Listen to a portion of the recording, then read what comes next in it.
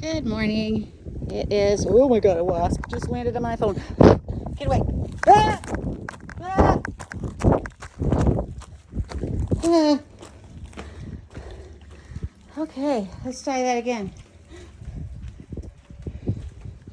I saw my life flash before my eyes. All right, let's start over. Good morning. This is August 7th, and I just wanted to record this to document. This is the first summer of mulch on this. It's not even a quarter of my yard, maybe a tenth of my yard. And I did a test the other day on with the thermostat. In the shade, I tested a temperature over here on the potting bench, and it was 10 degrees cooler right here in the shade because of the mulch. It was the only difference. I mean, we're not like, what, 12 feet apart? So with that, I've decided to, this was my trial area. It's just this little section here with this really sad pine tree. When I first moved in, I didn't like this pine tree at all. In fact, you can kind of see like a big dead spot because the house that we live in was vacant for like a bunch of years, and I don't think it got watered. So now I appreciate it for what it is providing as far as a microclimate. And so anyway, so our mulch area this is our first summer. I think it was probably February, March that I started shoveling rocks, and I love it. So I planted several things. There's been a ton of dichondra growing, and it's just so hot here. I don't think there's a bunch of potting soil. Like when I had empty pots, I would just throw them down there so it would have like some healthy soil, because our soil had this really thick plastic over it, so it was not healthy at all. And then that's like teeny tiny lemongrass start, because I found a rattlesnake in my yard a few months ago, and I heard they hate lemongrass, so I bought a whole bunch of lemongrass starts, and that's one of the only, I think there's 2 remaining of the, I don't know, 6, 7 that I bought. So yeah, that's keeping us safe from all the rattlesnakes out there. I don't know, we've lived here 8 years. I've only seen a rattlesnake once here, so that was a fluke. So anyway, this is our mulchy area, and because of the coolness test and being 10 degrees cooler, I've decided to spread that to the rest of my yard. So I have watermelon growing there. It was an extra seed that I had. I'd started some, and it was growing over here in the trellis, and that has since like failed. But this extra one that I just kind of stuck in the ground because I didn't want to keep the package is doing really well. Shocking. My African daisies, not so well. They are very crispy. I highly doubt there's anything living in there. This baby castor oil plant is at least 8 feet tall, and it's only been here this year, and it's got the beefiest stalk right here, and it creates so much shade. I don't know if you can see that stalk. It is like the size of my wrist. So I love the shape of this leaf. This is like the prettiest leaf ever. And so I have some purple seeds to start too, and I know they're poisonous, and my dogs do not pay any attention to plants. Every once in a while, Asher will eat some of the grassy stuff if he has a tummy ache, but it's not even that grass, it's a different one. So my fig tree, I had a gift certificate from Christmas, and I bought a fig tree. So that's been planted since like April or May, and it's doing really well in this hot summer. We've had a month of temperatures over 110. And it's just been unbearable. It's been the worst summer that I remember, but then I haven't usually spent a whole lot of time outside in Arizona in the summer until this year. So then we have this pampas grass, which everybody says don't buy it. It's invasive. It's barely staying alive. So the purpose of the pampas grass is it's a wind block. I have a lot of winds that go east to west and west to east. It's bizarre back here. It's completely open, if you can see. course. And this is facing south. Right here, south. So the wind in the summer comes from the south. So it's a brutal hot wind. And so I thought, I'm going to plant pampas grass to break the wind up a little bit, because you can't put a fence here. There's this retaining wall. And there's another pampas grass. This one's doing pretty good. The drip on this one had a clog and I didn't realize it, and I think it missed like 1 day of water, and I don't know if it's still alive, but I'm still watering it just in case. And see, that drip had a clog, and then this drip had a clog too. And this baby though is coming back. He's got some new flowers, and if you look in there, he's got some newer green growth. So I think, see how that's so green right there? So I think that one's gonna live. These were part of the MEC, which is like the electric company discount trees. I think they were $7 a piece. And so last year, this is my first year of doing anything outside, I bought one of each kind, and it was one of those, and then this is a different Bubba. There's like a sweet Bubba and a little Bubba. So this one's doing much better. It didn't have the clog, obviously.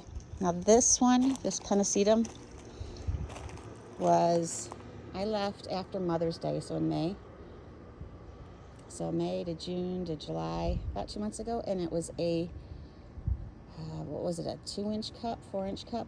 Tiny little thing. And it is beating the odds out here in this hot sun. So, and then oleander. I hate the fact that there's only oleander out here, but I am going to stop fighting the fight because they grow so well out here. That one's only been there for about 6 weeks, and it's doing really well. And I picked the white one because I have one on the side of my house, and it has such a beautiful structure. And I thought that white, the white blooms on that background will, number one, block the wind because they get a little bit wider. And I was going to tree it up like a tree shape. And then the purple on the Bubba will show more, pop more. And then this is another Pennisetum, same age as the other one. However, my dog has this habit of, he'll stand right here and urinate. And I'm trying to get him to break that habit. I think the concentration of it has just not been favorable for that. So I come out here and rinse it out all the time. It's the only thing you can do is rinse out the concentration of urine that's there. And trying to get him to go other places, so. So this is our backyard area. So I put these things up. They're just some, I don't know, retail organizer things I put in the ground with poles to block the wind. So I'm trying to make wind blocks as much as I can because I can't afford to fence this entire yard. And I can't actually fence this section because it's a 6-foot retaining wall. Anything you put right here is going to push on the wall when the wind comes. So unless I build a 12-foot wall, I can't do. It's just very pricey. So that's where we're at. And over here is what I wanted to make was a beach area because I was talking to my girlfriend and I'm like, yeah, I'm going to make a beach area. So it's like we live on the beach. Well, it is a beach. It's what it is. The dogs go in it a lot, so it's not as nice as I thought it was going to be. But and the sand kind of blows with the wind. Oversight on my part, but it's not rock. So anyway, as I was saying, I'm going to start the process. I started actually about 10 minutes ago. Started shoveling. I thought I'm going to document this. So I started. You see my shovel marks where I have taken some rocks and took them out. I'm going to take all of this section for this winter and make it up to that dividing line, all mulch. And that includes this section over here. This is my arbor area. I had a beautiful loofah plant growing, and I'm not sure what happened, if the wind just got it, but it's not doing good. And then to the right is a little bit of a watermelon plant hanging in there. There's a couple little elephant ears started.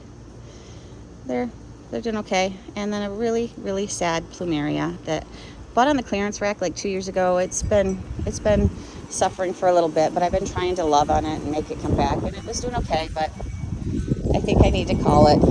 It's dead. Oh, this wind. It's gonna sound nice on the microphone. So anyway, fern that was on clearance, another plumeria that was on clearance. So all of these rocks are going out. I just pulled all of this lettuce, or not lettuce, tomatoes. Huge tomato plants in there. Man, the roots on those get big. So pulled those out, gave up on those. A couple pepper plants. I'm going to remove the beds and put them in the side yard where the rabbits eat anything that's planted in the ground. And then I'll just work on some different type of growth of things over here. This little thing right here, I have the shade. Well, actually, this is a wind tarp, not really a shade tarp. I had purchased it to put on the edge of the yard, way out there, but I never could get a pole in that would hold it strong enough. So these things are freestanding and strong enough, and they hold it. But I've recently lifted it because that there is a mulberry tree. It was a stick like 3 months ago. And look at those big old leaves. And I know it is, what, maybe 6 feet from my house, from my patio. So technically not like the floor of my house, and the patio is quite deep. But I didn't want it to get too close to the wall, the retaining wall. So I think I can keep it trimmed down enough that it will make a really nice shade area that will cover this whole area back here, so that maybe next summer I can grow something, because this sun is just brutal. Still hanging in here is some potato plants, potato vine. Yeah, it's hanging in there. The African daisies that were next to it that were beautiful are gone. And then this is my version of a garden tower, and it worked really well until some birds came along. I came out here one day, and all of this was like on the ground, and I guess birds had gone through. Pulled all the markers out, pulled all the seeds out. There is like some, I think that's basil growing on that side over there. So, yeah, probably dump that and compost that dirt and get it fresh for fall planting. It's right around the corner, so I'm excited about that. So, I just want to document this for the memorabilia sake of knowing where we started from, because I'm anticipating that next year this time, this area is going to be beautiful and way productive. So, and then we'll just go over here and see the rest of it just quickly. There was a bunch of African violets that have passed away. My super petunias. This here was an amaranth bulb from Christmas, and it did really, really good there for most of the summer. I am shocked that it did so well. And then next to that is supposed to be the bougainvilleas that you can't kill. Well, that one's not looking so good, and that one is, I'm pretty sure, gone. So when they say you can't kill them, they haven't met me yet. My fountain serves a couple purposes. I like the sound. The dogs, if they're out here for an extended amount of time, drink from it sometimes. It's fresh water. You see it dehydrates pretty fast, but I have this little thingy in here that every time the sprinklers come on, it just refills it with some fresh water. And then once a week, we'll take it out and spray it out to make sure there's nothing growing in there. This is here because I was torching the weeds on the other side of the wall there yesterday. However, they're too green and too airy, so I couldn't get them to burn very well. So, but they're creeping in on my house, and I can't. That's on the golf course side. I can't get over there. So the best thing to do, I guess, is wait for them to die back and then burn them. But in the meantime, I'd like to not have all of that down there. It drives me bonkers. So I'm gonna have to do something next year. Maybe put something up to keep them from coming through like that. I don't know what, but we'll figure it out. So, but I ran out of propane, so that's why that's there. And then over here is a sad, sad place. These are kind of all the needy plants.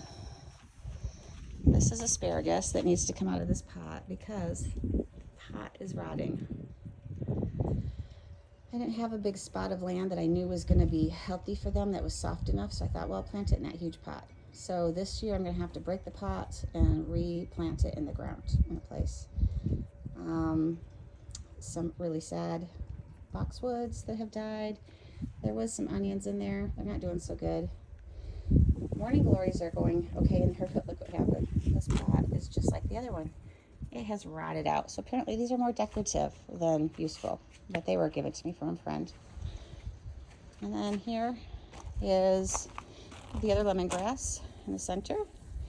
This is jasmine, and it's east facing, so when the west sun comes, it doesn't get a lot of the west sun. It's still struggling. It is still struggling, but it's still alive. And then this little doodad is, oh, it's got a cute little name. It has like little white glow looking flowers. So now this little sprinkler thing is hooked up to this. This is like hooked up to my sprinkler thing, because I don't have like irrigation up here, so this is the version of it. This is it's a really pretty sunset color of blooming vine. I don't know what it is. Everybody says, oh, it's invasive. I'm like babying it to keep it alive. This is where I was going to plant some things, but the bunnies come and they eat it all down. So the minute I got something up, the bunnies came and ate it. So you can see some potatoes growing up in there. And then there was actually a volunteer of a pine tree or a palm tree in there. I'm not sure where it came from. There was 2 of them. Bunnies came and zapped them. I tried to plant a whole bunch of, it's a weed in Michigan, but I love it. It makes like a big ivy thing. It's called Virginia creeper. You can't grow it here. It's too hot. So that's all just mulched and waiting for something next year that the bunnies will need. Right there I have an orange tree, and I have my stool, because I don't want the wind to blow it, sitting just in front of the orange tree. And then I have a pillowcase through it to create shade for it a little bit, because this is on the east side of my house, but it's still brutally hot out here, and that one's actually doing really, really good. So I'm proud of that one. And then over here is another one of the MEC trees. Live oak, Joan Lionetti live oak, and it's a champ. I love it. So they are offering them again this year, so I'm going to get a bunch for here and the church property. I get to do the landscaping at the church property too, so I have another huge area to do. But you can see in this brutal heat, it's got a ton of new growth. It's got some burn spots because, gosh, it's hot out here, 120 degrees. But it's doing good. And then these things, yellow Mexican, what was it? Oleander, I think they said. I was going to take them out. One had died. There was a trio of them when we moved in. One had died, and I chopped that out, and I thought I'm going to take them all out and put like a nice arch over here and with roses or whatever. But where the one died, my house plants are like suffering on the inside because the sun coming through there is brutal. So I'm rethinking that plan. This here is lemon, I believe. I painted the stem, and I have the plastic thing around there to keep it shaded more.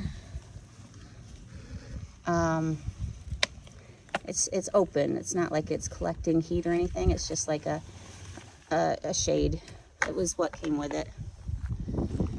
And then this one over here is a volunteer. It's one of the pink, what are those things called? They're all over the place. Anyway, I had bought like several of them. Lantana. It's the pink lantana with the yellow, pink and yellow. I think they call it candy something. Cotton candy. That I bought a couple and they died.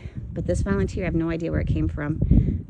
is thriving. So anyway, these guys get no water. I have no sprinkler line set up to them, and they're doing good. And so I'm thinking I'd be a fool to take them out.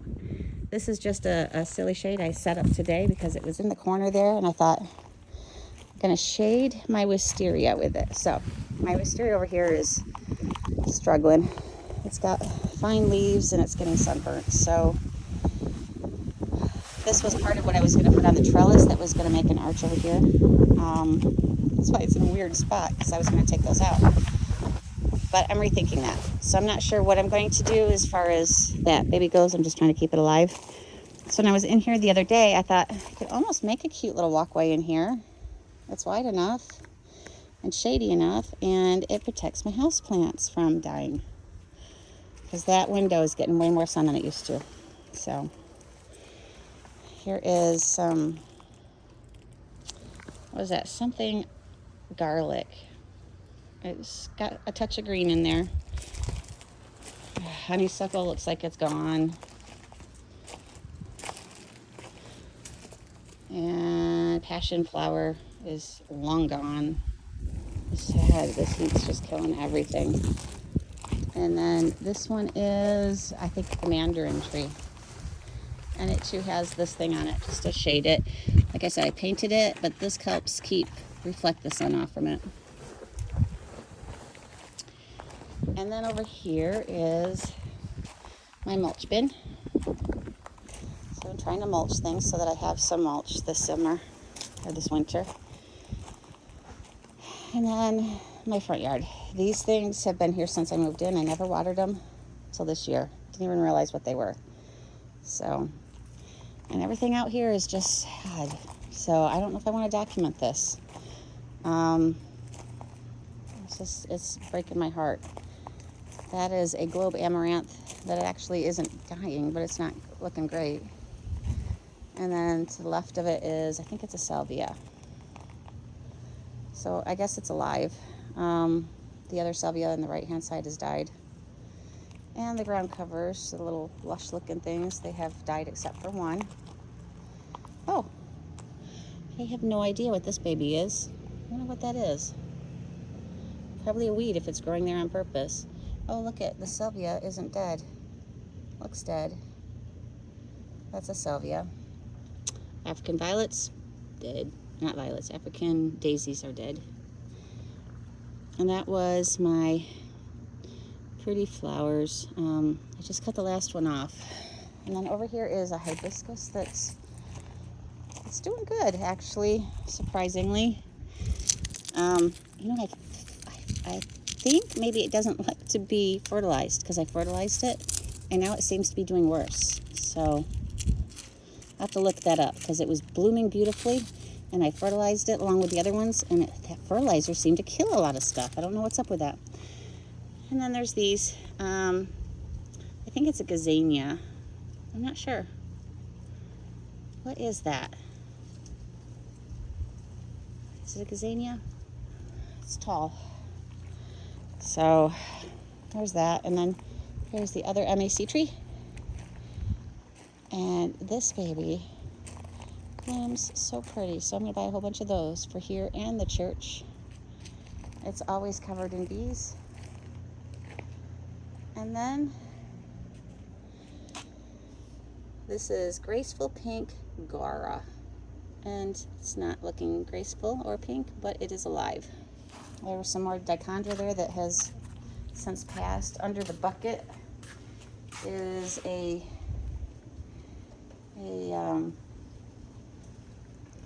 looks like a dead plant. And then another salvia right there. And then this baby needs to get moved out of here. This is like a pond plant. Ooh, it's hot. It's hot. It's baking it. And these are some houseplants that